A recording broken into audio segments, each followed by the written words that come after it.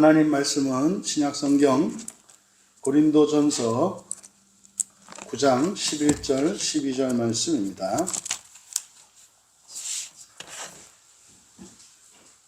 우리 같이 한 목소리로 함께 읽겠습니다. 우리가 너희에게 신령한 것을 뿌렸은즉 너희의 육적인 것을 거두기로 과하다 하겠느냐? 다른 이들도 너희에게 이런 권리를 가졌거든 하물며 우리일까 보냐. 그러나 우리가 이 권리를 쓰지 아니하고 범사에 참는 것은 그리스도의 복음에 아무 장애가 없게 하려 함이로다. 아멘. 권리를 사용하지 않는 이유라는 제목으로 말씀의 은혜를 나누고자 합니다. 우리가 살고 있는 이 시대는 사실 자신의 권리를 주장하고 쟁취하는 것이 미덕인 시대를 살고 있습니다. 그런데 아마 이것은 오늘날이 좀 심할 수는 있겠습니다만 인간 사회 속에서 이것은 불변의 법칙이고 가장 우선적인 어떤 규범의 가치 기준이 아니었을까 이런 생각을 합니다. 일반적으로 다른 사람의 안전보다는 나의 안전을 더 우선시하고 다른 사람의 정의로움보다 나의 불의가 나의 안전을 위할 때 사실은 그 불의조차도 의와 불의의 기준조차도 나의 안전보다는 크지 않기 때문에 사실상 이 세상에 언제나 악한 일들이 일어나는 겁니다. 그래서 단순히 이렇게 악한 일, 나쁜 일 이런 것을 우리가 쉽게 판단할 수가 없는 거예요. 왜냐하면 그 사람의 처지와 형편에 들어가 보면 또 어느 한편에서는 수긍이 되기 때문입니다.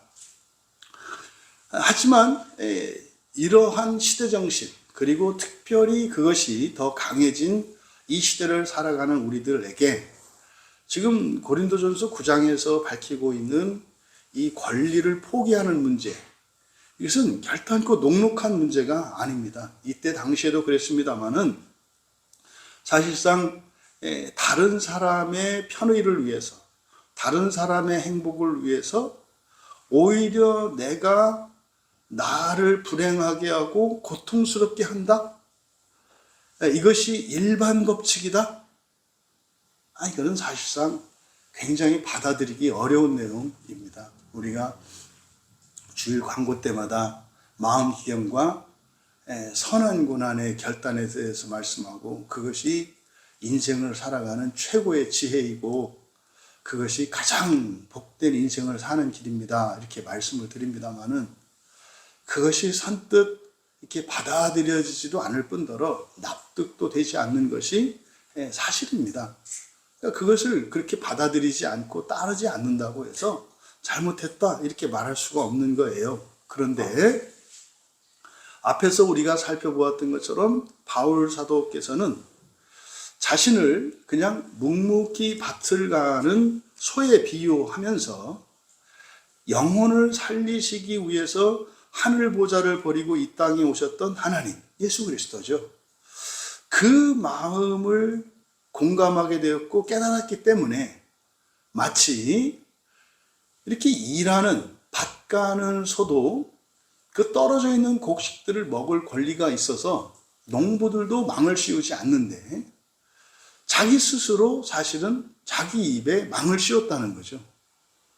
그것은 바로 하나님께서 하늘의 영광과 그 완전한 기쁨을 버리시고 오히려 고통받으시기 위해서 이 땅에 내려오신 그게 무엇인지 깨달았기 때문입니다. 사실은 그게 뭡니까? 그게 사랑이거든요. 그게 사랑입니다. 사랑을 깨닫게 되면은 이거는 옳고 그르고 이런 거 없습니다. 그저 너만 기쁘다면, 너만 행복할 수 있다면, 정말 내가 좋아한다면, 너의 작은 기쁨을 위해서도 나의 모든 영광과 나의 생명까지도 아끼지 않을 수 있게 되는 것이 사랑입니다. 그러니까 오늘날 사람들이 가지고 있는 사랑에 대한 개념은 성경에서 가르쳐주는 사랑과는 정반대에 가깝죠. 보통 사람들이 사랑을 이야기할 때 상대방의 기쁨과 상대방의 행복을 위해서 나의 모든 것을 기꺼이 내어주겠노라 하는 거기에서 오는 그런 놀라운 그 기쁨이 사랑이 아니라 오히려 나를 기쁘게 해주고 편안하게 해주고 나를 대접해주는 사람을 인정하는 것을 사랑이라고 여기고 있는 시대이기 때문입니다. 그러니까 사실상 성경 말씀을 그대로 전하면 그리고 그 사실을 그대로 알면 이게 정상적인 사람들은 예수님을 믿고 성경을 믿고 살아갈 수가 없어요. 그런데도 그렇게 하는 사람들은 신비죠. 하나님의 은혜죠. 성령께서 그 안에서 역사하고 계시는 증거죠. 사실은 성경을 정확히 알면서 예수님을 믿고 그리스도인으로 살아간다고 하는 그것은 사실은 하나님이 살아계신 증거고 하나님이 그 사람들의 마음속에 있다는 확실한 증거입니다. 근데 문제는 성경 말씀이 정확하게 바르게 전해지지 않은 상태에서 그냥 근사값으로 묻어 들어오는 사람들이 교회를 채우고 있습니다.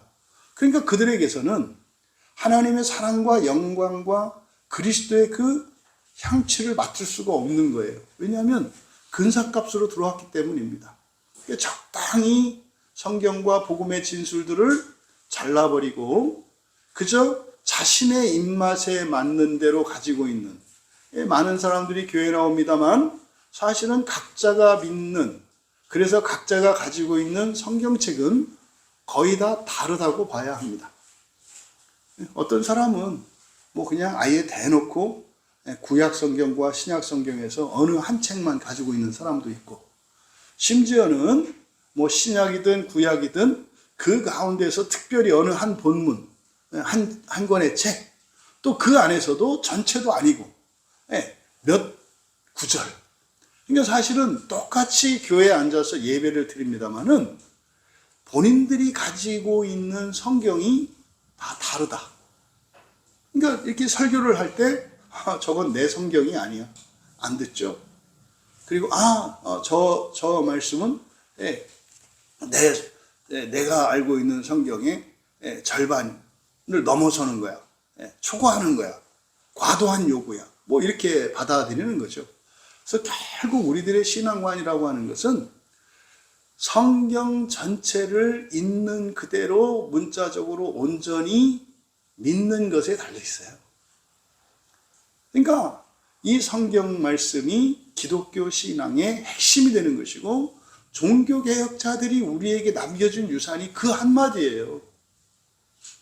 오직 성경만이 절대적인 진리이고 오직 성경만이 우리들의 신앙과 삶의 유일한 기준이며 능력이며 안전보장이다.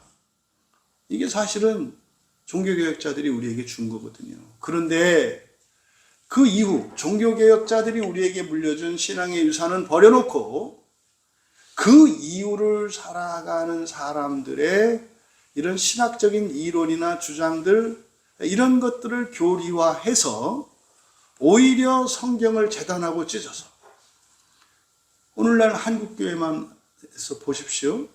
우리가 지금 속해 있는 대한예수교 장로의 합동 측 교단이 가지고 있는 구원론과 보통 감리교, 성결교 하는 이런 쪽 교단에서 가지고 있는 구원이 아주 첨예하게 부딪힙니다. 이런 우리 장로교에서 가지고 있는 신학을 개혁주의 신학이라고 하는데 개혁주에서 가지고 있는 이 구원과는 크게 두 가지로 요약할 수 있어요. 한 번 받은 구원은 취소되지 않는다. 그런데 구원받을 사람과 구원받지 못할 사람이 있다. 이게 이제 개혁주의 구원론의 큰 뼈대가 되는 교리이거든요. 그런데 이제 반대쪽 알미니안 쪽이라고 하는 감리교나 성결교 이런 쪽에서 가지고 있는 구원과는 구원은 취소될 수 있다입니다. 구원은 취소될 수 있다. 그러니까 여기서 부딪히는 거예요. 한쪽은 절대로 구원이 취소될 수 없다고 얘기를 하고 한쪽은 구원이 취소될 수 있다고 이야기를 합니다. 그러니까 여러분, 이 둘 다 성경에 근거를 두고 있어요. 왜냐하면 성경에 정말로 하나님께서 끝까지 버리지 않으신다, 포기하지 않으신다, 마지막까지 붙잡으신다. 지금 우리가 새벽에 보고 있는 이사야서에서도 이 24장에서 핵심적인 내용이 뭐예요? 마지막 한 사람까지 버리지 않고 구원하셔야 하기 때문에 하나님의 심판이 그렇게 집요할 정도로 정말 우리가 느끼기에 정말 이런 분이 하나님이 맞나라고 의심하게 되는 이유가 바로 무엇 때문이라는 거예요?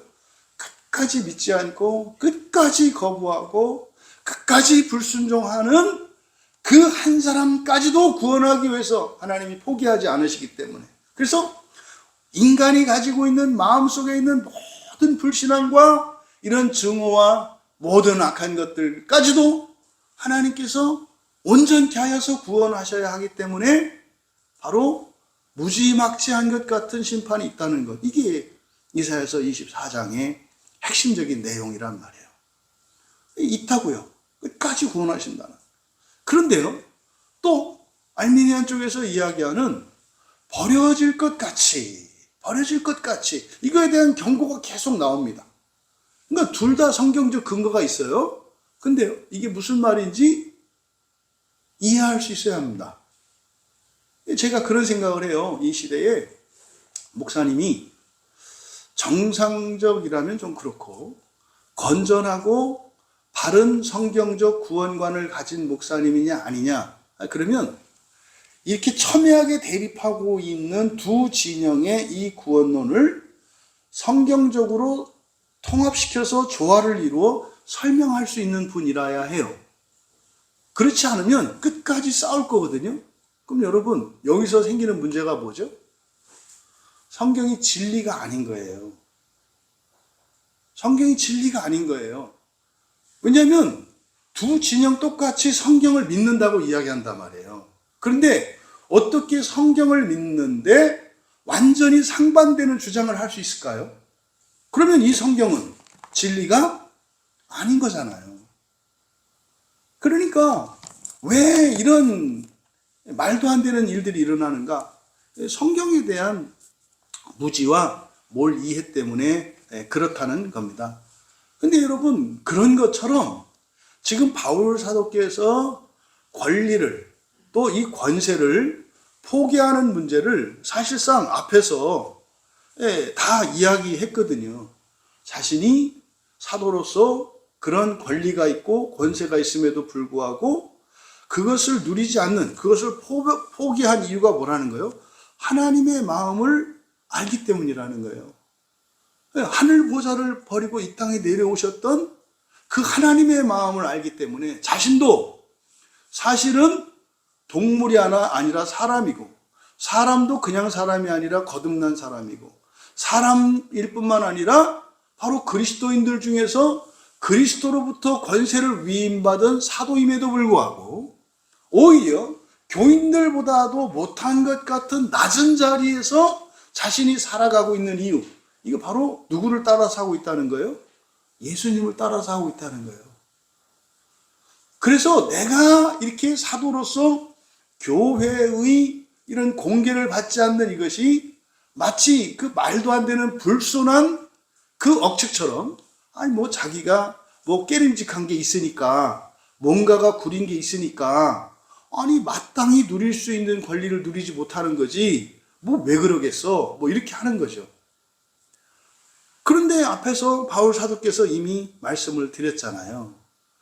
권세가 없어서도 아니고 내가 그렇게 하는 걸 싫어했어도 아니고 뭐다? 예수님이 그렇게 하셨기 때문이다. 예수님이 하늘 보좌를 버리시고 이 땅으로 기꺼이 오셨기 때문에, 우리를 구원하기 위해 오셨기 때문에 사실상 나도 예수님을 따라서 그렇게 하는 것이다. 이미 앞에서 설명을 했습니다. 그런데도 불구하고 이 권리에 대한 이야기를 멈추지 않고 계속 끌고 가고 있어요. 그러니까 이미 이 권세와 권리에 대해서는 충분히 설명을 했거든요.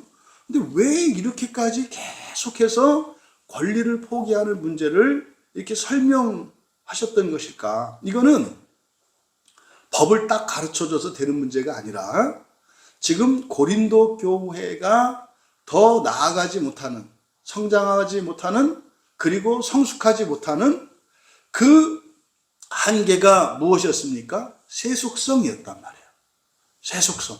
그러면 이 세속성을 깨트리는 문제는 뭐 바울 사도께서 야단을 치고 훈련을 하시고 하나님께서 그냥 벼락을 때리시고 지진을 내리고 도시를 그냥 멸망시켜서 되는 문제가 아니에요. 그거는 우리의 마음이 변해야 합니다. 우리의 마음에서 변화가 일어나야 돼요. 그래서요, 지성이 변화를 받아야 돼요. 지성이 변화를 되어서 이렇게 새 마음이 되어야만 사실은 우리가 하나님의 마음을 헤아리게 되고 하나님께서 우리를 먼저 택하여 구원하시고 우리에게 능력과 권세와 이런 복들을 내려주실 때 기꺼이 그것을 세상 사람들을 구원하기 위해 쓸 수 있는 사람이 된단 말이에요. 이게 누굽니까? 이게 첫째 부활에 참여하는 사람들이거든요. 그러니까 이건 뭐 가르치고 훈련하고 징계하고 이렇게 해서 되는 문제가 아니라 스스로 자발적으로 자원하여 기뻐하며 전인격적인 변화가 일어나야 하는 것이기 때문에 이렇게 간단한 내용임에도 불구하고 계속해서 말씀하시는 겁니다. 그러니까 이런 부활과 하나님의 복음의 가치를 그들이 진정으로 알 수 있도록 눈을 뜨게 하기 위함인 거죠. 이거는 복음서에서도 예수님께서 제자들에게 하시는 것과 똑같습니다. 똑같습니다. 그러니까 이거는 오늘날 여러분들이 누군가에게 복음을 전하고 그 사람이 진정한 복음의 가치를 알게 되기까지는 끊임없이 여러분 자신이 낮아지고 오직 그 사람의 행복을 위하여, 그 사람의 구원을 위하여 여러분의 모든 체면과 재산과 시간과 수고와 헌신, 이 모든 것을 기꺼이 내려놓을 때라야 한 사람의 변화가 일어나는 거예요. 이것을 지금 우리에게 교훈하고 있습니다. 그러면 다시 한번 바울 사도께서 이 권리를 내려놓은 그 이유는 앞에서 이제 농부로 나타난 그 하나님의 마음, 그것을 깨달았기 때문에 스스로 재갈 물린, 멍에를 씌운, 이렇게 망을 씌운 소와 같이 되었다는 그것처럼 사실상 너희들도 그렇게 살기를 바라는 마음을 앞에서 밝혔고, 다시 한번 여기서 그 권리를 사용하지 않는 이유에 대해서 설명을 합니다. 11절에 보시면 우리가 너희에게 신령한 것을 뿌렸은 즉, 이제 우리말 성경은 직설법으로 되어 있거든요. 그러면요, 신령한 것을 뿌린 거죠. 그런데 원문에서는 가정법을 쓰고 있습니다. 만일이라는 말을 써요. 만일 우리가 너희에게 영적인 것들을 뿌렸다면, 여러분이 일상에서 대화를 하실 때 가정법을 쓰는 것은 뭡니까?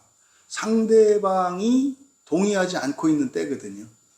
그냥 내가 이렇게 했다고 치자, 이런 거죠. 부모님들이 자녀들에게 얘기를 하는데 자녀들이 막 성내고 안 받아들여요. 그럼 잠깐만, 내가 이렇게 하는 게 이게 그냥 나를 위한 게 아니고 전적으로 너만을 위한 거라고 생각하자. 이게 설득할 때 쓰는 거죠.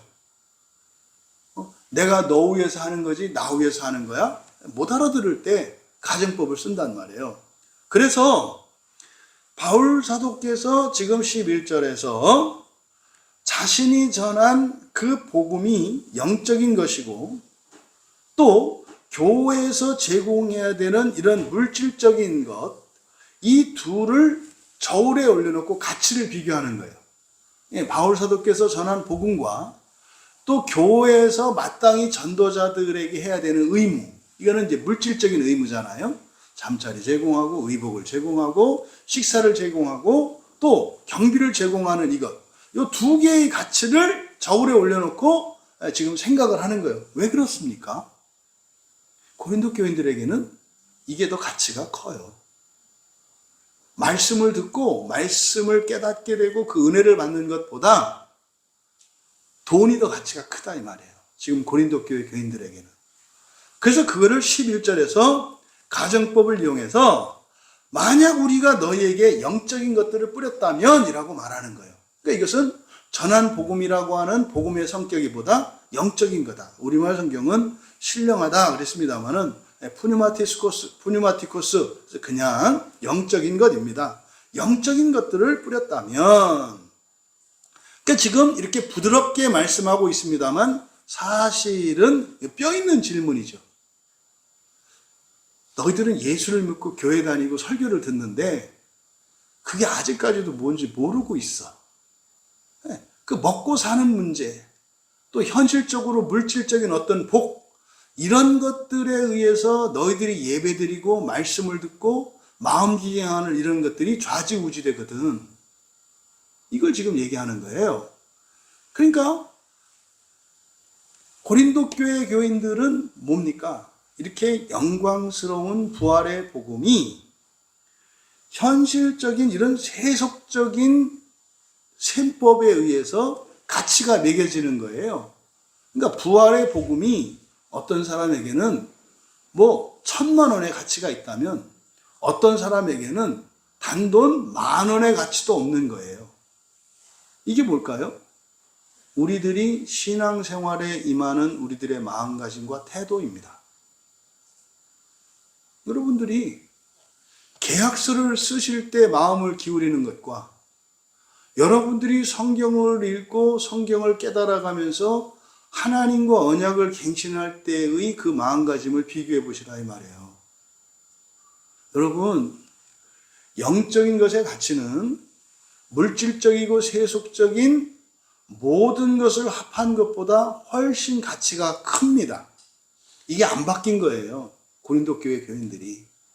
그러니까 이렇게 영적인 복음을 전해 들으면서도 그것을 이렇게 현물화하고 세속적이고 물질적인 가치로 치환해서 생각하는 이런 세속성, 이것을 지금 지적하고 있는 겁니다. 그래서 고린도 교인들에게 하나님 나라와 부활에 대한 이런 복음 진리가 뿌려졌죠. 그래서 영적인 것들을 뿌렸다 이렇게 말씀한 거예요. 뿌려졌죠. 전해졌죠. 그런데 그들에게는 그게 사실은 그런 의미로 받아들여지지 않는 거예요. 이게 바로 뒤에서 만일 우리가 또 너희가 육적인 것을 너희의 육적인 것을 거두기로, 마찬가지로 가정법입니다. 만약 이렇게 돼요. 만일 우리가 너희의 육적인 것들을 거둘 것이라면, 그래서 육적인 것들은 뭐겠어요? 교회에서 제공하는 이런 잠자리와 옷가지, 이런 생필품들, 경비, 이걸 말하는 겁니다. 그러니까 사도들이 전하는, 복음 전도자들이 전하는 부활과 하나님 나라의 복음, 이 영적인 것들인데 그거에 대해서 교회가 제공하는 이런 의무들, 이거는 육적인 것들이라는 거예요. 그러니까 11절의 말씀은 뭡니까? 만약에 정말로 사도들이 영적인 복음을 전하고 너희들로부터 이러저러한 편의들을 제공받는다 하자. 그게 대단한 것이겠냐? 그게 뭡니까? 이렇게 잠자리나 이런 거예요. 여러분, 지금 오늘날 여러분 한국교회에서 일어나는 일들을 보셔야 돼요. 이제 목회자들의 어떤 이제 경제적인 문제 이런 것 때문에 자꾸 이슈가 되는데, 그냥 그 목사님을 판단할 때는 어떤 경우에는 사실이라고 전제할 때 은퇴금이 어떻고 돈이 어떻고 하는데, 그거는요 하나님 앞에서 그렇게 사람들에게 알려지는 내용들이 사실이라면 그 목사님은 무조건 지옥 가셔야 되거든요. 그러니까 돈을 부정축제를 했느냐 아니, 이 문제가 아니라 그 목사님은 뭐예요? 그 교회 교인들을 지옥에서 낙원으로 올려놓고 정작 자기 자신은 어디로 떨어진 사람이에요? 지옥으로 떨어진 사람이에요. 여러분들은 여기서 돈 문제가 나오나요? 이게 지금 여러분 오해하시면 안 돼요. 절대로 그렇게 해도 된다라고 하는 얘기가 아니라 이 계산법과 관점을 얘기하는 거예요. 그럼 교회를 놓고 볼까요? 예를 들어서 어떤 목사님이 그 교회 교인들을 교회의 재산을 막 빼돌리고 막 했다고 칩시다. 이거 굉장히 극단적으로 바울 사도와는 정반대의 경우예요. 바울 사도는요, 동전 한 푼 취하지 않은 거거든요. 밥 한 끼 얻어먹지 않은 거라고요, 바울은. 그런데 그게 대단한 것이겠느냐라고 하는 말씀에는 정반대로 바꿉시다. 교회 재산을 불법으로 다 자기 명의로 바꿨어요. 어떤 목사가. 이거는 명명백백하게 잘못된 거예요. 그러면요, 교회 목사 입장에서는 굉장히 잘못한 거고, 그게 뭐 재산이 얼마나 클지 모르겠지만 그것 때문에 그 사람은 지옥에 갈 거라니까요. 멍청한 거라고요. 불쌍한 거라니까요. 교회의 입장에서는요. 그렇게 했다 하더라도 너희들이 받은 게 크다고 얘기를 하는 거예요. 제 말 오해 안 되시죠? 이게 바꿔서 생각하거든요, 사람들은. 목사들은 반대로 교회에게 이것밖에 안 주냐 얘기를 하고, 교회는 반대로 그런 목회자들에게 뭘 그렇게 많이 가져가고 그러냐 한다 이 말이에요. 이게 지금 고린도 교회에 일어나는 일과 하나도 다르지 않다고 말씀드리는 거예요. 이게 뭡니까? 교회 안에 영적인 것들의 가치와 물질적인 것들의 가치가 전도되어 있어요. 전도되어 있다고. 이게 지금 2000년이 지난 한국 교회 안에서도 그대로 적용되고 있다 이 말이에요. 잘난 것과 잘못한 것은 하나님이 심판하실 거예요. 근데 중요한 건 말입니다. 목사냐 성도냐가 중요한 게 아니라 그 사람이 가지고 있는 가치관이 문제다 이 말이에요. 그것 때문에 교회가 쪼개지고, 그것 때문에 교회를 분열시키고, 이게 지금 서로 다른 측면입니다만 이 두 쪽이 목회자나 교인이나 똑같다는 거죠. 뭐한 거예요? 물질적인 가치가 영적인 가치보다 훨씬 크다는 점에서는 똑같다 이 말이에요. 아니 둘 다 세속적인 가치를 영적인 가치보다 크다고 생각하는 사람들인데, 목사면 어떻고 성도면 어떻고 뭐 그리스도인이면 어떻고 무신론자면 어떻습니까? 그러니까 바깥의 사람들의 의견과 교회 안에 있는 사람들의 의견이 별로 다르지가 않아요. 왜요? 세속적인 가치가 영적인 가치보다 크니까. 영적인 가치가 큰 사람은요, 마음 아프죠. 기가 막히죠. 슬픈 일이죠. 그런데 그것 때문에 교회가 분열을 일으키거나 그것 때문에 문제가 일어나지 않아요. 그러니까 이게 지금 이미 오늘날 한국교회에서 막 불붙듯이 퍼지는 이러한 일들이 이미 고린도 교회 그 시대, 이 초대교회에도 이미 있었다는 것을 가르쳐 줍니다. 그러니까 여기서 과다라고 번역되어 있는데 이게 메가거든요. 메가니까 대단한 거죠. 그러니까 영적인 부활과 하나님 나라의 복음 진리를 전하는 사람들이 무엇을 해 먹던들, 쳐서 드시던들, 그게 뭐 대단하겠느냐 이 말이에요. 바울은 지금 그 얘기를 하는 거죠. 반대로 얘기하는 거죠. 내가 그까짓 거 안 받는다는 게 뭐가 문제지? 아니 내가 안 받겠다는데 너희들한테는 내가 교회에서 제공하는 그런 편의를 받지 않는 것 때문에 어떻게 사도권을 의심하니? 똑같은 문제라니까요. 많고 조금 똑같은 문제예요. 똑같은 문제. 이 여러분들에게 깨달아질 수 있게 되기를 바랍니다. 지금 사도께서 하는 이게 지금 대단할 것 없다. 대단한 거 아니다. 지금 제가 드렸던 이 설명이 여러분들에게 이해가 되시고 공감이 되신다면 복 있는 분이에요. 왜냐하면 제가 지금 금방 했던 오늘날 한국교회 실정과 바울 사도의 이 정반대의 경우를 지금 제가 한꺼번에 설명을 했거든요. 그러면 제가 한 설명이 어떤 사람에게는 뭐야? 목사들이 그러면 그렇게 해도 괜찮다는 거야? 뭐야? 그러면 목사들에게는 뭐 엄청나게 해줘야 된다는 거야? 이 얘기한 거 아니에요. 바울 사도는 정반대로 얘기한 거라니까요. 안 받아도 상관없다 이 말이에요. 여러분, 우리나라에 있는 목회자들의 90%가 기본 그 생활비 이하의 삶으로 살아요. 그 불쌍한 건가요? 그 목사님들한테 물어볼까요? 아니, 내가 좀 가난하게 살고 이렇게 한다고 그거 대단한 건가요? 이렇게 얘기한다니까요. 그러니까 지금 이 말씀이 영적인 가치가 물질적인 가치보다 우월한 것을 지금 계속 설명하려고 하는 바울 사도의 이 말씀의 핵심이다. 이게 만약에 여러분들에게 공감이 되고 깨달아진다면 뭐다? 2000년 동안 넘지 못한 세속성의 한계를 넘어선 거다. 그래서 이거를 깨닫지 못하면 잘못된 게 아니라 이 말씀이 여러분들에게 깨달아졌다면 그거는 정말로 복이 있는 사람이고 특별한 하나님의 은혜가 임한 것이다.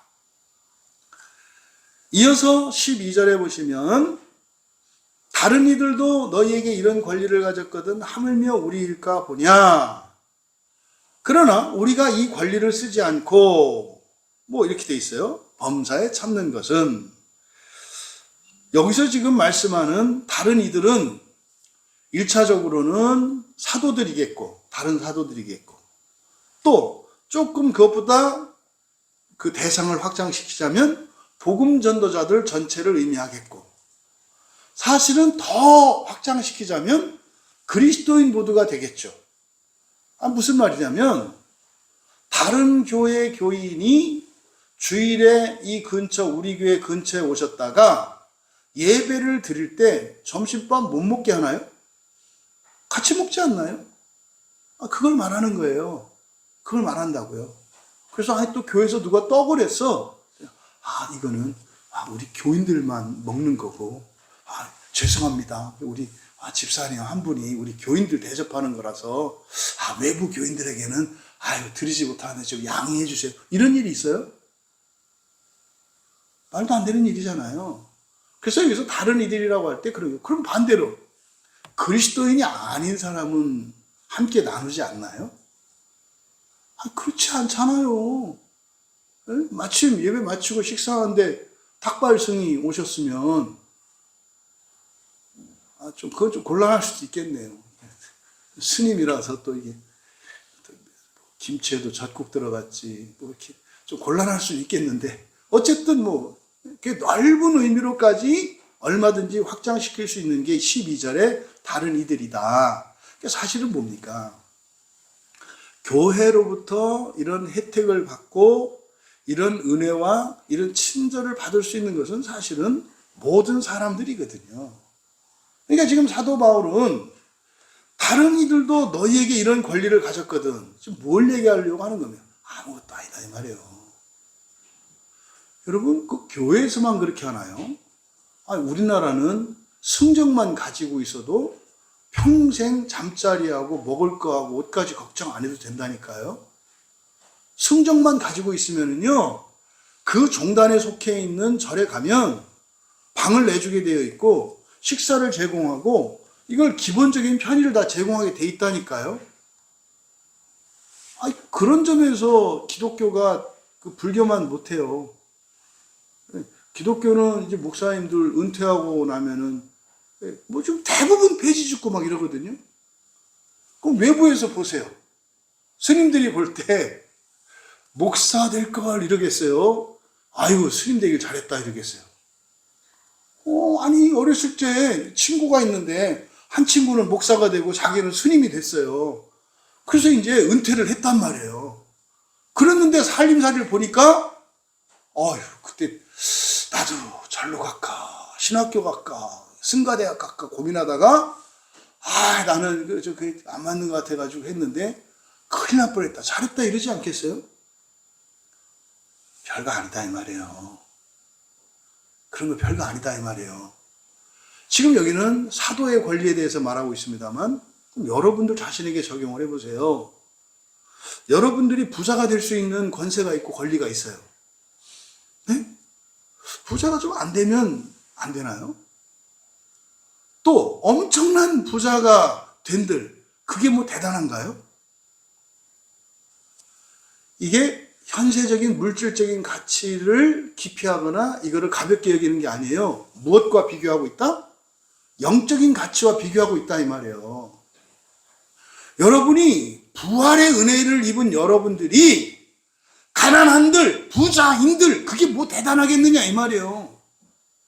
이게 단순히 교회의 의무와 사도의 권리에 대해서만 말하는 게 아니다 이 말이에요. 여러분들이 예수님을 믿고 하나님의 자녀가 되는 권세를 입었어요. 더군다나 광야교회에 있는 교인들은 첫째 부활의 소망을 위해서 살고 있고 어쨌든 첫째 부활의 소망을 가지고 있는 교회 안에 있으니 교회 때문에라도 첫째 부활에 참여할 거 아닙니까? 여러분이 좀 힘들고 불행한들, 여러분의 일이 좀 망가진들, 아니면 여러분이 엄청난 성공을 이룬들 그게 대단한 거냐 이 말이에요. 이걸 말하는 거예요, 이거를. 그래서 지금 바울 사도께서 12절에서 말씀하는 이런 권리, 이거는 물질적인 권리다 이 말이에요. 근데 뭐다? 별거 아니다. 부자면 그냥 부자로 살면 되고요. 가난하면 가난한 대로 살면 되고요. 승승장구하시면 그렇게 사시면 되고, 계속 하는 일마다 안 되고 빚이 꼬여도 그러고 그냥 살면 될 일이다 이 말이에요. 그게 뭐 대단한가? 절대로 돈 별거 아닙니다. 권력, 출세, 성공 별거 이 얘기하는 거 아니에요. 이게 지금 뭘 비교하는 거다? 영적인 것과 물질적인 가치를 비교. 이게 여러분 해결 안 되면 안 된다니까요. 이게 해결 안 되면 여러분은 당장이라도 넘어질 수밖에 없는 사람이에요. 한쪽 다리로 서 있는 것과 같은 신앙인이라니까요. 이 문제가 반드시 정리되셔야 돼요. 영적인 가치와 물질적인 가치. 하나님은 학수고대하고 계세요. 이게 여러분 해결되잖아요. 물질적인 현세적인 복이 여러분들에게 어마어마하게 부어질 수도 있어요. 부어질 수 있다고. 왜? 그 별거 아닌 거로 여길 테니까. 그것 때문에 넘어지거나 그것 때문에 범죄하지 않을 것이기 때문에 그래요. 근데 이게 가치가 크면 사람들은 어떻게 해요? 여러분, 물질적인 가치라고 할 때는 가장 많은 것과 가장 작은 것 전체를 생각하셔야 돼요. 사람마다 100만 원 정도는 여러분들이 기꺼이 남을 위해서 쓸 수 있는 돈이 있어요. 사람마다 달라요. 남을 위해서 언제라든지 내가 지금 가지고만 있다면 쓸 수 있는 돈의 액수가 있다고요. 그런데 지금 여기서 말하는 건 뭡니까? 여러분이 절대로 포기할 수 없는 그 크기의 그 물질적인 가치들을 말하는 거예요. 돈, 또 여러분 재산, 부동산, 여러분들의 명예, 여러분들의 신분, 여러분들의 가정, 여러분의 건강, 육체 생명, 관계, 이 모든 것들을 말하는 거예요. 그러니까 그 모든 것들을 여러분들이 박탈당한다 할지라도 그게 뭐 대수냐 이 말이에요. 이게 누구의 마음이에요? 순교자들의 마음이죠. 그러니까 순교자들은요, 일반인들과 순교자의 차이점이 뭐라는 겁니까? 영적인 가치가 물질적인 가치보다 우월하다고 하는 영적인 가치의 우선적인 영적 가치관을 가지고 있는 사람들이라는 요 차이라는 거예요. 요 차이. 지금 이것을 설명하고 있거든요. 그러니까 뭐 받았니 안 받았니 안 받았으니 뭐가 캥기는 게 있느니 없느니, 이게 옳고 그르고 이게 지금 바울 사도의 초점이 아니라 바로 뭐요? 너희들은 영적인 가치보다 물질적인 가치가 더 크고 영적인 가치도 물질적인 가치로 환산하기 때문에 각자가 이 영적인 가치가 다르다. 무한한 게 아니라 다르다라고 하는 것을 지금 가르쳐 주려고 하시는 거예요. 그래서 다른 이들, 모든 사람들입니다. 그런 모든 사람들조차도 이런 권리를 가졌는데 우리일까 보냐. 이거는 기본 아닙니까? 기본. 그러니까 사도로서 그렇게 하는 거 아무것도 아니다 이 말이에요. 그런데요, 여기에 우리가 눈여겨보아야 하는 것이 여기서 참는다라는 말이에요. 이 권리를 쓰지 않고 범사에 참는다 그랬거든요. 범사에 참는다. 여기서 참는다라고 하는 이 스테고라고 하는 말은 그냥 참는 게 아닙니다. 원래 이게 지붕에서 만들어진 지붕의 파생어거든요. 지붕으로 덮는다는 뜻이에요. 그러니까 사실상 여기서 권리를 자신은 쓰지 않고, 쓸 수 있는 권리를 쓰지 않고, 그러니까 말하자면 교회 안에 가서 따뜻한 방에서 그냥 잘 수 있는데 안 자고 거리에서 그냥 풍찬 노숙을 하는, 그냥 거리에서 자고 거리에서 그냥 추운 데서 그냥 먹는 이런 삶을 하는 거, 이런 추위와 배고픔에도 견뎠다는 거예요. 그러니까 이거는 단순히 권리를 누리지 않은 정도가 아니라 오히려 뭐 했다? 사서 고생했다는 거거든요. 그런데 여기에 우리말 성경으로는 그냥 참는다라고 번역을 했지만 참는다라고 하는 곳에 스테고라고 하는 단어를 썼으니까 이거는 사실은 지붕 아래에 있는 걸 말해요. 근데 사실은요, 지붕 아래가 아니라 지붕 바깥에 있잖아요. 그리고 밥을 예를 들어서 교회에서 제공하는 식사나 편의를 먹지 않잖아요. 그러니까요, 아무런 그게 없다고요. 그러니까 사실은 사도는 지금 무엇을 얘기하려고 하냐면, 마치 여러분들은 바울 사도가 천막을 만들어서 이렇게 끼니를 이어갔다고 하니까 여러분들이 장사를 해보시면 알지 않나요? 장사가 매일 잘 되나요? 사업을 하면 다 되나요? 그리고 천막이라는 게 그렇게 막 줄 서서 번호표 뽑아가지고 갖다 사고 이러는 건가요? 그거 만든들 하루도 팔지 못하는 날이 더 많았을 가능성이 많아요. 그러니까 그냥 아무 생각 없이 아이고 천막 만들어서 먹고 살았나 보다. 여러분, 이 세상에 그냥 먹고 사는 사람은 아무도 없어요. 그냥 차리기만 하면 다 돈 벌 줄 알고 카페 차렸다가 그거 망한 사람들이 한두 사람입니까? 에? 그것도 뭐 정년퇴직하고 퇴직금 받아가지고 그냥 차리면 무조건 될 것 같고 떼돈 벌 것 같아가지고 치킨집 따렸다가 퇴직금 날린 사람들이 한둘입니까? 또 뭐 이렇게 주식 뭐 이렇게 해서 하면은 몇 배로 번다 그래가지고 됩니까? 망하는 사람들이 많지 않아요? 그럼 바울 사도도 천막 장사한 거 아니에요. 어떻게 매일매일 딱딱딱 팔아가지고 하나님의 은혜로 그러지 않았을까요? 막 사도니까. 그래서 막 너무 배고파가지고 막 이러고 있으면 누가 와가지고 막 천막 하나 만들어주세요. 있었겠죠. 그럴 때도 있었겠죠. 근데 굉장히 힘든 나날들을 보냈던 거예요. 그러니까 사서 고생한 거죠. 이게 뭐예요? 이게 선한 고난이라고요. 근데 그거를 지금 스택으로 표현한 것은 뭐예요? 그렇게 배고플 때, 추울 때 사도 바울은 어떻게 했다는가요? 내가 지금 주님의 은혜 아래 있다. 이 스테고가 딱 광야에서 40년을 살았던 이스라엘 백성들의 상태예요. 광야에서 이들이 할 때 어떻게 했습니까? 구름 기둥으로, 불 기둥으로 덮어주셨잖아요. 그때는 불 기둥, 구름 기둥이 있어서 실제로 추위를 막아주셨고 더위를 또 가려주셨잖아요.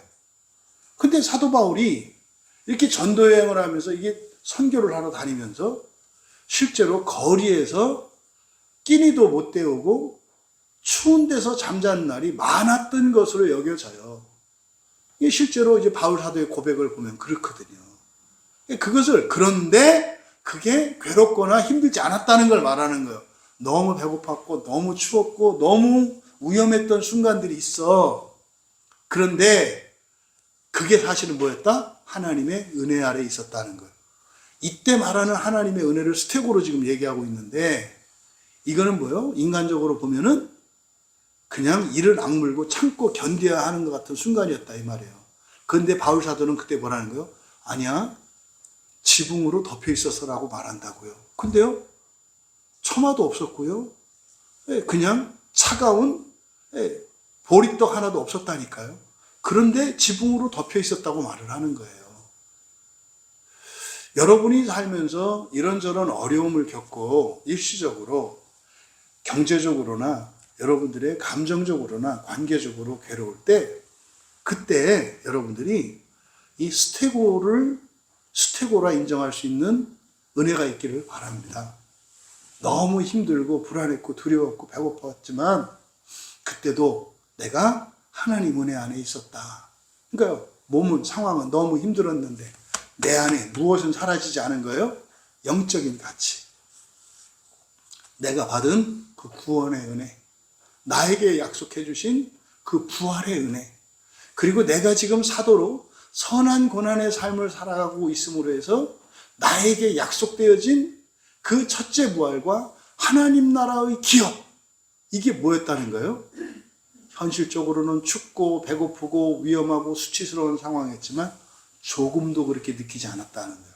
그래서 여기서 견뎠다라고 하는, 참는다라고 하는 것은 그냥 참는 게 아니라 그 가운데에서 나에게 사라지지 않는 기쁨과 감사와 영광이 있었는데 그게 보다 우리에게 주신 바로 부활의 복음이다. 하나님 나라에 약속된 그 기업이었다라고 말씀하고 있는 거예요. 그러니까 12절 상반절에서 지금 말씀하는 것은요, 당시 고린도 교회의 일부 사람들이 했던 이런 억측들을 깨뜨리기 위한 설명인 거예요. 너희들은 내가 이렇게 사례비도 받지 않으니까 떳떳하지 못하니까 안 받는 거다. 이렇게 말도 안 되는 뭔가가 구리는 게 있으니까 안 받는 것도 안 받는 거 못하는 거 아니냐. 이런 억측을 이제 쏟아냈지만 사실은 그게 아니라 뭐라는 거예요? 그것보다 훨씬 더 큰 가치가 있었다는 거예요. 한번 여러분 입장으로 생각해 보세요. 여러분들이 누릴 수 있는 권리가 있고 또 여러분이 할 수 있는 권세가 있어요. 여러분에게. 그런데 여러분이 그것을 포기할 때가 언제인가요? 여러분들이 할 수 있음에도, 먹을 수 있음에도 불구하고 먹지 않고, 여러분들이 누릴 수 있음에도 불구하고 누리지 않는 이런 경우, 크게 두 가지로 나눌 수 있겠죠. 그것보다 더 큰 이익이나 가치가 있을 때, 그렇죠? 이게 이제 우리가 무엇인가를 공부하거나 목표를 달성하기 위해서 참는 거. 그럼 내가 지금 즐거움이나 육체의 힘듦을 견딤으로써 사실은 기대되지 얻게 되는 이 이익이 이것보다 훨씬 크니까 하죠. 그래서 여러분이 인생을 살아가실 때 어떤 계획을 세우고 목표를 세우실 때 어떤 사람들은 한번 목표를 정하면 목표를 달성하고 어떤 사람들은 하다 말아요. 그거는 그 사람의 어떤 이렇게 인내심, 성실함 이것보다도 목표 설정이 잘못된 거예요. 자기에게 중요하지 않고 가치가 크지 않은 거를 암만 목표로 세워봐야 절대로 가치가 적은 것을 위해서 여러분들이 희생할 리가 없거든요. 여러분이 성경을 1년에 100번을 읽으면 100억을 준다고 생각해 보세요. 100번 못 읽을 것 같아요? 1000번도 읽어요. 아니요, 만사, 직장이고 뭐고 다 그만둬야 돼요. 그래가지고, 그냥 한 3, 4일에 한 번씩만 읽어내면 1년만 아주 손가락 빨고 살고 말이에요. 1년만 지나면 100번 딱 채우면 100억 딱 생기면 그때부터 폼나게 살면 되지 않아요? 그렇잖아요. 근데요, 여러분들이 성경 통독을 하고 마음기경을 하고 마음기경을 하려고 하는데 안 돼. 왜 그래요? 가치가 없는 거예요. 기껏해야 마음기경 하는 게 목사님 말 듣는 거 이런 거니까. 그렇게 해서 뭐가 좋아? 이런 거지. 하다못해 그거 하면 연말에 금 10돈이라도 좀 주고 이렇게 하면 금 10돈을 왜 안 줄까요? 그렇게 하면 마음기경을 해서 마음기경이 되지 않기 때문에 안 주는 거예요. 그래도 그래 좋으니까 주세요. 그러니까 저는 절대로 못 주지. 바로 이제 이거예요. 그러니까 여러분들이 무엇인가를 목표로 세웠는데 안 해, 못 해. 그 얘기는 뭐예요? 여러분은 그걸 원하지 않고 그게 여러분에게는 가치가 있는 일이 아니기 때문에 안 하는 거예요. 왜 여러분들은 수요일 날 교회 나오고 다른 분들은 안 나올까요? 아이, 우리는 시간도 많고 널널하고 다른 사람들은 바쁘잖아요? 웃기지 마세요. 웃기지 마세요. 여러분들에게 수요일에 이렇게 나오는 것이 훨씬 가치 있는 것이기 때문에 나오시기를 원해요. 그러기를 축복한다니까요. 그냥 나오는 게 아니라 훨씬 더 가치 있는 거니까. 그러니까요. 오늘 하루를 여러분 사실 때 수요일 되면 저녁 예배 갈 것을 기준으로 오늘 하루를 생활한단 말이에요. 급한 일이 뭐 있어? 뭐 갑자기 뭐 많은 빨래가 생겼어. 그럼 낮에 어떻게 짬을 내든지 뭐 안 되면 급하게 빨래방을 가서라도 해쳐야지. 왜? 오늘 저녁에는 일 못하니까. 가치의 문제라고요. 가치의 문제. 그러니까 지금 바울 사도께서 이 영적인 가치와 물질적인 가치를 이야기하면서 사람들이 볼 때는 사도권을 의심하는 말도 안 되는 억측들을 하게 된 이 사도의 그런 권리를 누리지 못하는 거. 근데 이거를 생각을 하셔야 된다. 왜 그랬을까? 그럼 우리 입장에서 생각을 해보면 역지사지로 하면 알겠다. 우리도 무엇인가 권리를 포기할 때는 더 큰 가치가 있기 때문에 버려요. 또 하나, 더 큰 가치가 없는데도 그렇게 할 때가 있어요. 언제죠? 사랑할 때예요. 사랑할 때는 가치가 하나도 없어도 그냥 사랑 때문에 그렇게 한다 이 말이에요. 보세요. 하나님이 하늘 보좌를 버리고 이 땅에 오신 이유를 단지 어떤 경제적 정의의 관점에서 뭐가 남길래 오셨나 이해가 안 돼요. 뭐 이 세상에 뭔가 뭐 이렇게 건질 게 있으니까 오신 거 아니야? 그럼 보세요. 그런 논리로 바라보면은 하늘이 나요, 땅이 나요? 당연히 땅이 난 거예요. 아니, 어떤 사람이 한국 살다가 미국으로 이민 왔어요. 한국이 나요, 미국이 나요? 그 사람에게. 미국이 나니까 이민 온 거예요. 그러니까 예수님이 하늘 영광 보자 뭐 어쩌고저쩌고 얘기를 하는데 어쨌든 이리로 이사 왔어. 어디가 나요?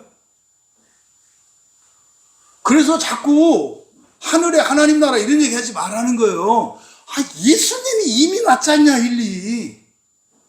그 어디가 나요? 우리가 이렇게 이거를 의식적으로 계산하지 않더라도 무의식적으로 그 계산이 딱 되는 거예요. 그러니까 사람들이 하나님 나라에 대한 기대가 없어요. 가분들 놀라울 정도로 없다니까요. 부활 하나님 나라 어쩌고저쩌고 하는데 없어요. 그게 와닿지 않는다고요. 이게 세속성이라니까요. 그러니까 바로 우리가 입장을 바꾸어 생각할 때 그런 권리를 내려놓는 두 가지 경우. 더 큰 가치를 위해서이거나 아니면 사랑 때문이다. 그러면 바울 사도도 이렇게 하신 게 무엇인 거예요? 더 큰 가치를 위한 것이겠고 사랑 때문이겠고. 그럼 더 큰 가치는 뭐겠어요? 부활의 복음이에요. 좀 더 구체적으로 말하면 첫째 부활이죠. 첫째 부활이 심지어 내가 이 세상 사도로 살면서 누릴 수 있는 권리까지도 내려놓을 만한 가치가 있는 거예요. 그러니까 선한 고난의 삶을 살려면 참으세요, 하지 마세요가 아니라 어디에 변화가 와야 돼요? 가치관의 변화가 와야 되는데 현세적이고 물질적이고 세속적인 가치보다 영적인 가치가 커질 때 선한 고난을 결단하세요라는 말이 그냥 아멘이 되는 거예요. 당연한 얘기를 왜 자꾸 목사님 저렇게 하실까? 그때는 뭐라고 되는 거예요? 못 알아듣는 사람들이 있는 거구나. 야, 매 주일마다 저렇게 하시던데 안 되는 거구나. 똑같아요. 지금 현세적인 물질적인 권리를 포기하는 문제가 이게 단순한 문제가 아니라고요.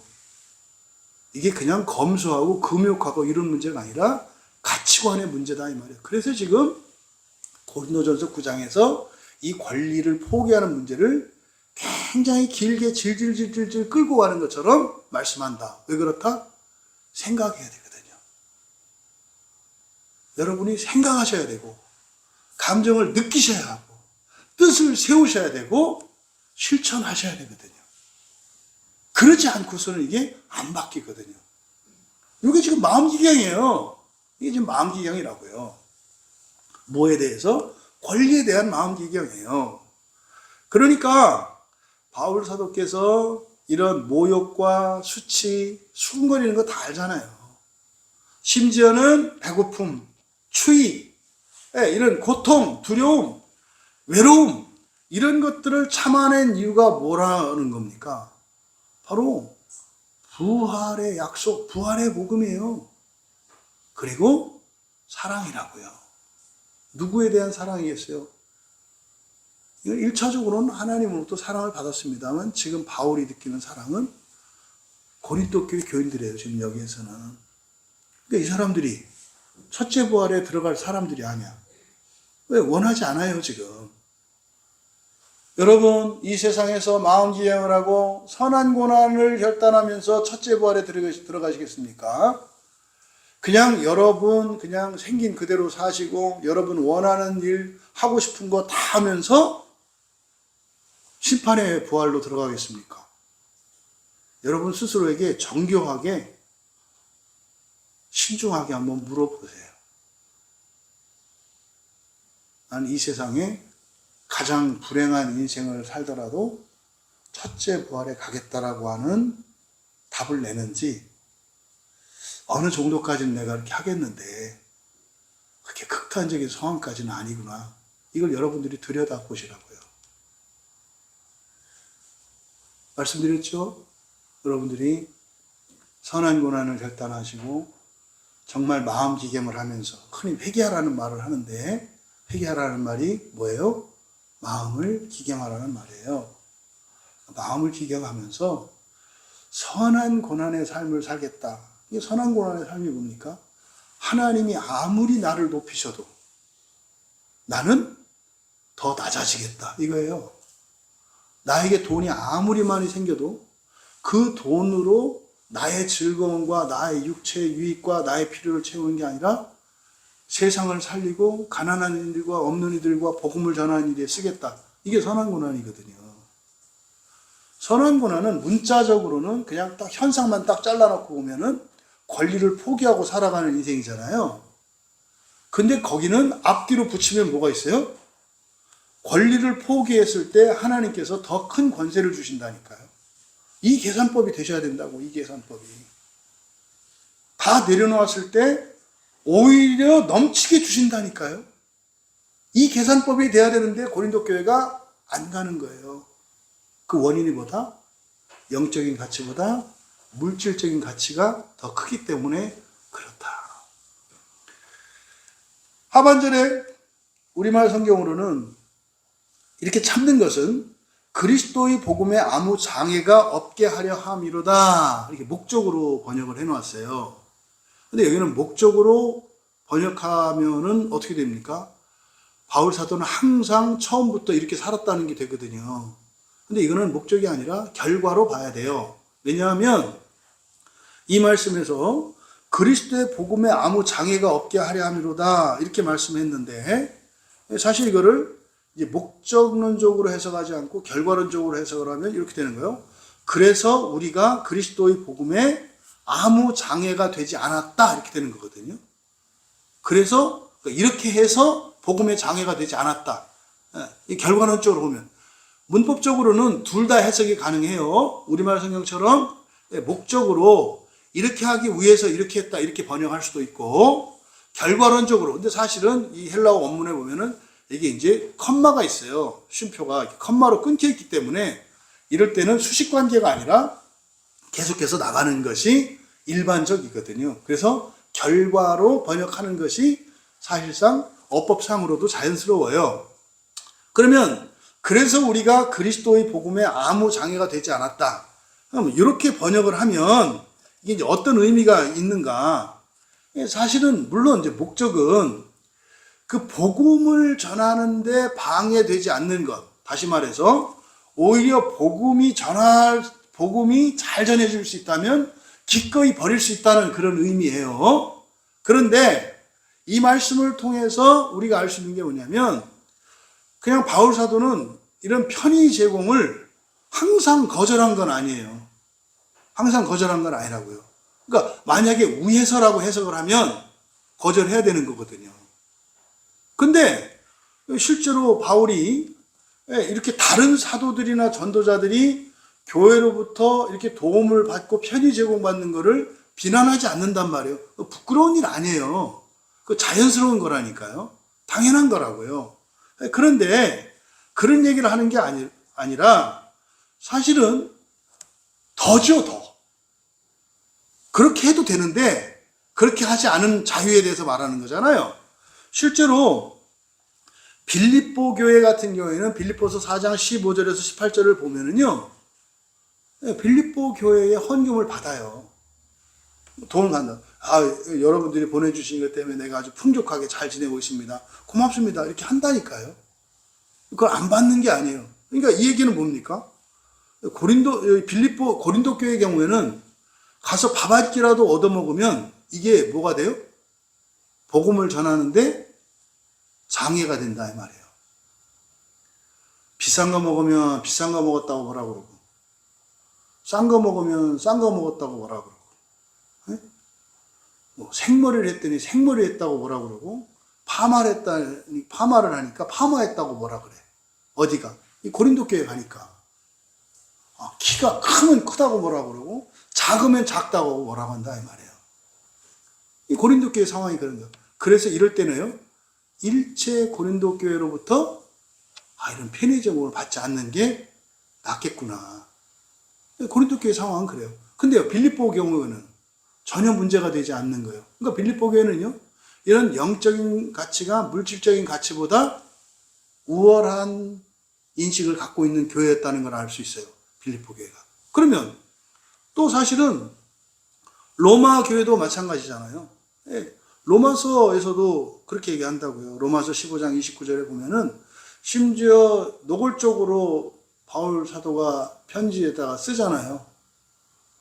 내가 갈 때 좀 넉넉히 그 선교비를 좀 너희들이 줘가지고, 내가 정말 땅끝까지 스페인까지 이렇게 가는데 어려움이 없었으면 좋겠어. 이거 되게 노골적인 거거든요. 다음 달에 내가 그 교회 갈 테니까 내가 그 교회 거쳐서 저기 미국 이렇게 전도여행을 할 수 있도록 그렇게 해줬으면 쉽지 않잖아요. 근데 바울이 로마 교회와 빌립보 교회는 그런 것들을 재정 지원도 요청하고 그걸 받아들이기도 한단 말이에요.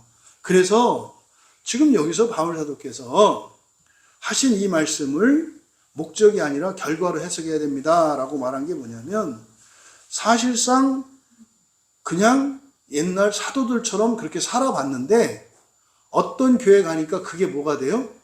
문제가 일어나더라 이 말이에요. 문제가 일어나더란 말이에요. 교회 가서 교회에서 제공한 잠자리에 가서 자고, 주는 밥을 먹고, 주는 옷을 입고, 또 누군가가 찾아와서 차 대접도 받고, 또 선물을 가졌길래 선물도 받고 했더니 그게 문제가 되더라는 거예요. 그래서 이 돈 문제로, 이 물질 문제로 오해가 생기거나 누군가에게는 그게 복음을 전하는데 장애가 되더라는 말이에요. 그래서 바울 사도는 그때부터 어떻게 한 거예요? 고린도에 가서는 일체 그런 것을 제공받으면 안 되겠구나. 그러니까 제가 종종 말씀드리지 않나? 목회자들이 정말 조심해야 되는 거 있거든요. 목회자들이 잘못하면 교인들하고 신방을 하거나 이렇게 할 때, 저도 집사 때 그랬죠. 여러분 보통 목사님들 신방 받고 그러면 여러분들이 찻값 내고 밥값 내는 거를 그냥 기본으로 생각하지 않나요? 일반적으로. 그렇게 하라는 게 아니에요. 저 집사 때 그랬거든요. 당연히 목사님하고 차 마시고 이렇게 하면 당연히 내가 되는 건데, 그거 아깝지 않고 오히려 더 못해서 아니지. 일반적으로 그런 사람들 적지 않거든요. 근데 종종 있잖아요. 그거를 갖다가 생색내는 사람들이 있어요. 내 목사님 밥 사줬어. 내가 뭐 사줬어. 이런 사람들이 있다고요. 지금 고린도 교회가 그런 상황이거든요. 그러면은요, 밥을 얻어먹는 게 돼요. 신방하는 게 아니라. 그럼 신방을 하면 하나님의 말씀을 듣고 권면을 받아야 되는데, 그 사람한테 대접을 받는 상황이 되면 이건 신방이 아니라 그 사람으로부터 섬김을 받는 게 돼요. 이런 걸 말하는 거예요. 지금 고린도 교회가 딱 그런 상황인 거예요. 그래서 목회자들이 정말 조심해야 되거든요. 모든 사람에게 똑같이 대하면 안 돼요.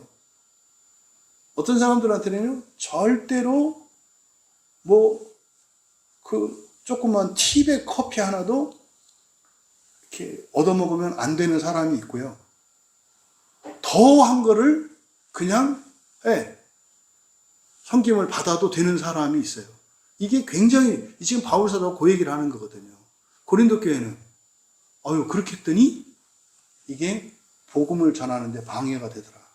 그래서 사실 여기서 지금 바울사도께서 고린도에 가면 굉장히 힘든 생활을 했던 것으로 보여요. 근데 그 이유가 뭐였어요? 단 한 사람까지에게라도 이건 옳고 그르고가 문제가 아니에요. 신앙이 있고 없고 이게 도리를 얘기하는 게 아니에요. 바울은 딱 한 가지 목적이었다고요. 모든 사람에게 이 첫째 부활의 복음이 그대로 온전히 전해지기를 바랬고, 그런데 이렇게 대접을 받는 것 때문에 방해를 받는 사람들이 있었던 거예요. 얼마인지는 모르겠으나. 그래서 그것 때문에 하지 않았다는 거죠. 그러니까 지금 여기서 12절에서 12절 하반절을 통해서 말씀한 게 뭡니까? 이렇게 복음을 전하고 이렇게 하다 보니까 오해하는 사람이 있고 이것 때문에 걸림돌이 되는 경우가 있더라. 그래서 내가 안 하는 거다. 그러면요, 이 편지를 받았을 때 그 당사자 있을 거 아니에요. 두 가지 반응 나오죠.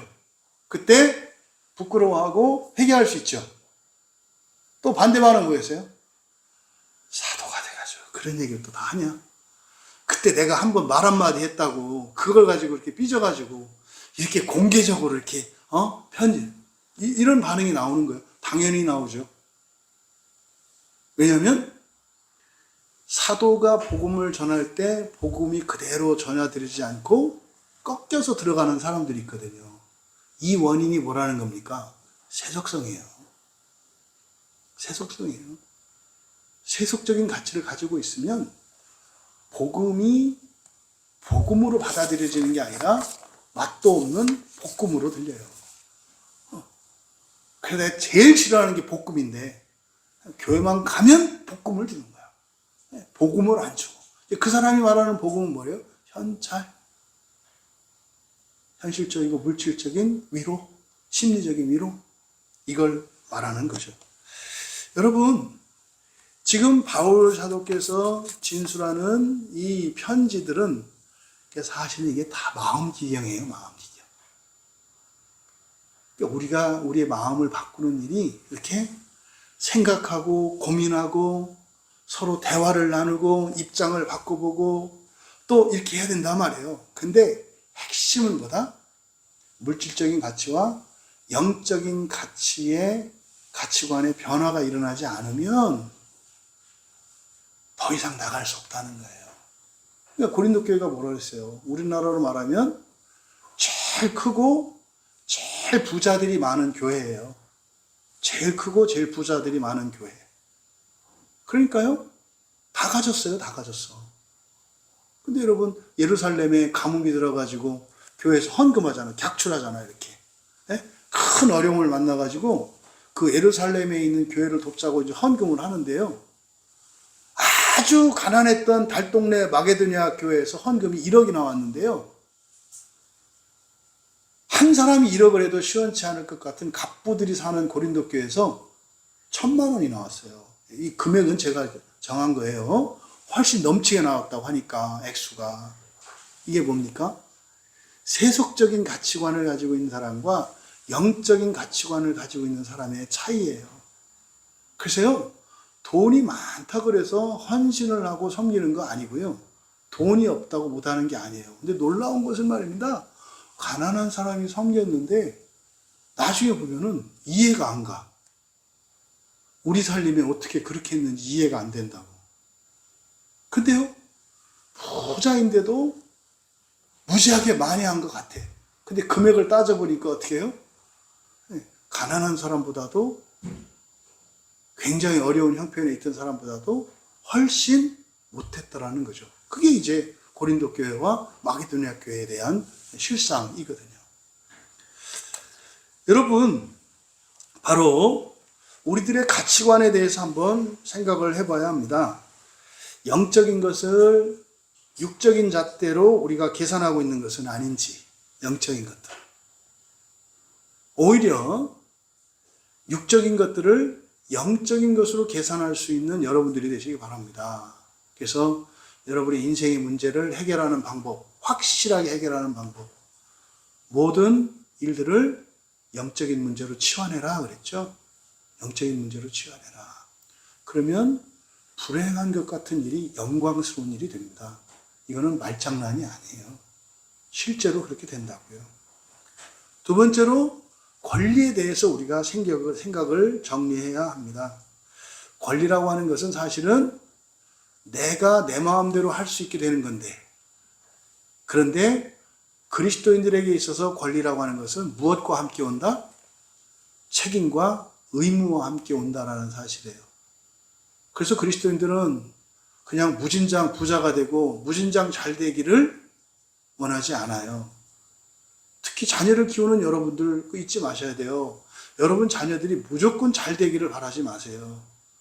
잘 됐을 때 이 아이들이 그것으로 더 큰 책임과 의무를 감당하고 사명을 감당할 수 있는 아이인가 아닌가를 염두에 두시고 그걸 먼저 만드셔야 된다고. 그것과 상관없이 불균형이 되는, 그러니까 저밖에 모르는 아이를 부자가 되길 바라고 아주 뛰어난 사람이 되기를 바래. 큰일 납니다. 이 다음에 큰 후회를 하게 됩니다. 그래서 이 권리에 대한 여러분들의 이해를, 여러분들의 생각을 잘 정리하셔야 한다. 그래서 이 권리라고 하는 것은 사실상 사랑의 크기와 비례해야 돼요. 사랑의 크기. 사랑이라고 하는 건 뭡니까? 가치 없는 것을 위해서도 나의 권리를, 나의 재산을 내어놓을 수 있게 하는 거니까. 근데 이런 의무를 다하지 않으면 권리가 뭐가 된다 했어요? 방탕이 되고요. 엄청난 죄가 되고 교만이 된다니까요. 또 인생의 목적에 대해서 한번 생각해 봐야 합니다. 보통 사람들은 나의 편의, 나의 권리를 우선하죠. 인생의 목적이. 나를 위해서 살잖아요. 그런데 이 바울 사도의 이 말씀을 통해서 사실은 물질적인 또 나의 이런 편이나 행복이 아니라 뭡니까? 영적인 것. 그리고 나보다 타인을 위한 것. 이것이 바로 인생의 목적, 인생관이 다른 거죠. 부디 여러분들이 여러분의 가정이나 또 직장에서 또 일상 가운데에서 또 교회 안에서 사람들이 얼마나 그거는 내 권리야, 이 문제를 가지고 얼마나 다투고 이것 때문에 힘들어합니까? 집에서도 생기는 문제가 그거 아니에요. 나 남편 대우받고 싶어, 나 아내 대우받고 싶어, 나 부모 대우받고 싶어, 나 자녀 대우받고 싶어, 왜 안 해주는 거야? 뭐 이런 일 일어나지 않나요? 교회에서도 마찬가지잖아요. 어떻게 집사님이 나한테 이럴 수 있어? 내가 어떤 사람인데? 뭐 이러지 않나요? 여러분, 우리 인생을 진짜로 부활 인생으로 바뀔 수 있기를 바랍니다. 조심할 것은 이렇게 내 권리를 주장하는 거 잘못된 거 아니에요. 잘못하면 그래? 그 뭐 권리를 가져도 나를 위해 쓰는 게 아니라 다른 사람을 위해 쓰는 거라고? 그럼 뭐 가질 필요 없네. 뭐 부자 될 필요도 없고 잘 될 필요도 없고 어이구 그렇게 살아야 된다면 아이고 가난한 게 편하네. 이렇게 가면 안 돼요. 이렇게 하면 안 된다고요. 더 많은 권리를, 더 많은 권세를 뭐 이런 것을 여러분들이 할 수만 있다면 더 많이 가지는 것이 더 좋은 거잖아요. 그러니까 버려야 된다는 것 때문에 그것을 꺼리지 마셔라. 하지만 거기서 그칠 것이 아니라 어떻게 해라? 그 정당한 권리마저도 그 십자가의 복음 앞에서, 다시 말해 다른 사람들이 첫째 부활의 복음을 받아들일 수만 있다면 그것을 위해서 기꺼이 내려놓겠다는 마음으로 성공하셔라. 하지만 그것을 소유하려고 하지 마시고 다른 사람들을 첫째 부활시키기 위해서는 기꺼이 모든 것을 내어놓겠다는 마음으로 그렇게 살아가셔라. 그럼 그뿐이겠습니까? 내 자존심, 내 양심, 내 명예, 내 권리, 이런 것들을 조금 일상 가운데서 우리가 손해를 본다 할지라도 그것이 누군가에게 참된 부활의 복음이 흘러갈 수 있는 수단이 되고 통로가 된다면 그를 기뻐할 수 있는 여러분 되기를 바랍니다. 여러분 감정적으로 그걸 기뻐할 수 있기를 바라요. 그래서 여러분들이 살면서 이런저런 겪는 어려움들, 그것이 분명히 여러분들이 기뻐한다면 여러분들이 겪은 모든 고난은 선한 고난이 되어서 누군가를 살릴 수 있다는 것. 차이점은 뭐예요? 그걸 기뻐하는 거예요. 어차피 겪은 거임에도 불구하고 그를 기뻐하느냐, 감사하느냐, 그렇지 않느냐에 따라서 그냥 생고생하느냐, 의미 있는 영광스러운 선한 고난이 된다는 사실을 또 기억하시기 바랍니다. 마지막으로 우리가 예수 그리스도의 그 권리 포기, 그 사랑으로 우리가 부활과 첫째 부활의 영광 안에 들게 되었다는 사실을 기억하시기 바랍니다. 그래서 우리는 그 사랑에 빚진 자들이잖아요. 빚졌다라고 할 때 그 빚은 사실은 우리에게는 마땅히 감사함으로 찬양함으로 하나님께 돌려야 하지 않나요? 근데 하나님은 하나님께 돌리지 말래요. 어떻게 하래요? 다른 사람에게 그 사람도 하나님께 빚지게 하래요. 누구를 통해서? 우리를 통해서. 우리를 통해서. 그래서 이 세상의 모든 사람들이 그리스도의 십자가의 그 사랑과 은혜에 빚지게 해라. 그게 네가 나에게 그 사랑을 받았고 그 은혜를 누렸다면 나한테 갚을 수 있는 방법은 다른 사람들도 너와 같이 그렇게 영광스럽게 하고 복되게 해라. 여러분, 우리의 육체적인 모든 권리조차도 만약에 이웃에게 복음을 전하는데 방해가 될 수 있다면 기꺼이 포기하고 치워줄 수 있는 그 아름다운 소망의 일꾼으로 살아가시기를. 그래서 다른 이들의 입에 망을 씌우지 않고 오히려 스스로 자기의 입에 망을 씌우고 그저 농부를 위하여 세상의 구원을 위하여 기쁨으로 살아갈 수 있기를 주님의 이름으로 축원합니다. 말씀을 생각하며 우리 함께 기도합니다. 여러분, 대부분 사람들은 권세가 없고 권리가 없어서 사실은 그걸 가지기 위해서 성공주의 신화에 매여서 살아가요. 그래서 어렸을 때부터 공부 열심히 해라, 기술을 가져라, 다른 사람들보다 더 뛰어난 사람이 되라 하지 않습니까? 근데 성경은 그 이유에 대해서 말해요. 그렇게 해서 뭐 해라? 다 남줘라. 남줘라. 근데 그냥 펑펑펑 남주는 게 아니라 무엇을 위해서 해라? 하나님의 사랑과 은혜에 빚지게 하기 위해서. 너를 통해 이 세상 모든 사람들이 그 하나님의 사랑과 은혜에 빚지게 해라. 그래서 마지막 한 사람까지도 심판과 상관없이 지옥을 거치지 않고 우리 함께 부활하자. 예수님의 소원이에요. 먼저 나중 없이 우리 다 함께 손잡고 하나 둘 셋 부활하자. 그것을 위해 그리스도께서 하늘보좌를 버리시고 이 땅에 오셨던 것처럼 우리에게 하나님께서 복과 은혜를 주시는 그 모든 권리를 그렇게 기꺼이 내려놓는 것을 기뻐할 수 있기를 원합니다. 하나님께 은혜를 구하며 함께 기도합니다. 존귀하신 하나님, 오늘 말씀을 통해 성공을 위해서뿐만 아니라 성공한 이유를 위해서도 동시에 준비하며 살아가야 하는 것을 깨우쳐 주심에 감사합니다.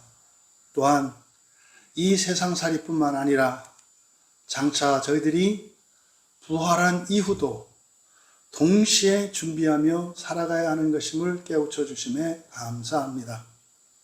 무엇보다 세속성의 한계를 넘게 하여 주셔서 물질적인 것보다 영적인 가치를 더 우선하게 하시고 그것을 더 큰 줄 알게 하여 주셔서 바울 사도께서 쓰셨던 이 편지에 담긴 그 의도와 하나님의 마음이 우리 광야교회에 속한 지체들 또 이 시대의 모든 그리스도인들에게 성취되게 하옵소서. 감사하며 예수님의 이름으로 기도하옵나이다.